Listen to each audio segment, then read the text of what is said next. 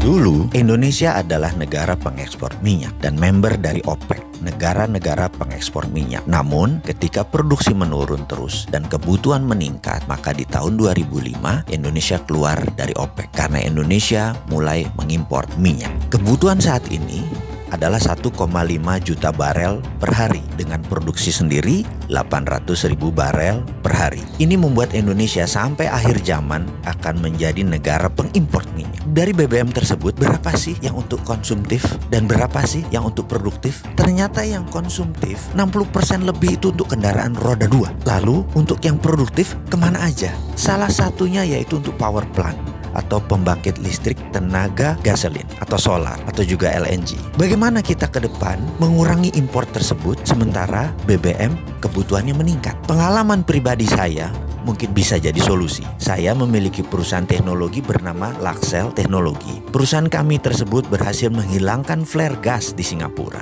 Kami memiliki surat resmi dari pemerintah Singapura, dari Shell, dan dari Mobil Oil atas suksesnya menghilangkan 5 flare gas dan menjadi zero flaring. Dengan teknologi ini, bagaimana kalau kita membuat dua hal dengan satu tenaga? Kita menjadi negara pertama di dunia yang berhasil menghilangkan gas suar bakar atau flare gas, dan kedua adalah kita menjadi negara yang mendukung lingkungan hidup, yaitu fight global warming. Kita tahu bahwa saat ini ada lebih dari 700 mm SCFD flare gas dibakar setiap harinya di 8 provinsi di Indonesia, terbesar di wilayah Sumatera dan di Blok Cepu. Sekali lagi, flare tersebut dibuang percuma. Kalau dinilai dengan uang, maka nilai 700 mm FCFD itu adalah 5 triliun rupiah per tahun yang kita buang. Kedepan mengapa kita tidak memanfaatkan sampah ini? Flare gas tadi jugalah yang membuat Indonesia dalam statistik global warming lingkungan hidup dunia memberikan kontribusi penyebab panas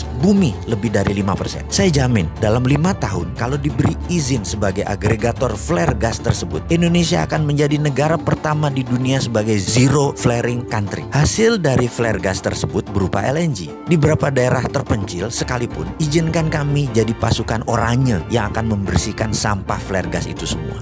LNG-nya bisa masuk PLN. Energinya PLN kan masih kurang. LNG tersebut bisa PLN beli dengan harga murah dan distribusikan ke pembangkit listrik tenaga gas atau pembangkit listrik berbasis gasolin, biasanya juga dual combustion, bisa pakai gas, bisa pakai BBM. Ditambah lagi ada 18 power plant di Indonesia Timur yang pakai BBM yang bisa diganti gas. Untuk ini ada kelebihan yang lainnya. Pada saat regas gas LNG tadi, ada dingin terbuang kira-kira minus 170 derajat Celcius yang bisa kita tangkap untuk dibuat cold storage untuk ikan. Cold storage tadi untuk meningkatkan hasil nelayan di mana energinya gratis. Tentunya cold storage tadi disiapkan oleh pemerintah. Hal itu semua akan mengurangi import gas 5 triliun per tahun. Juga PLN mendapatkan LNG. Apa syaratnya untuk itu semua? Cuma 2, yaitu PLN menerbitkan GSA, Gas Sales Agreement, dan negara kasih izin flare gas agregator. Semoga ide ini bermanfaat.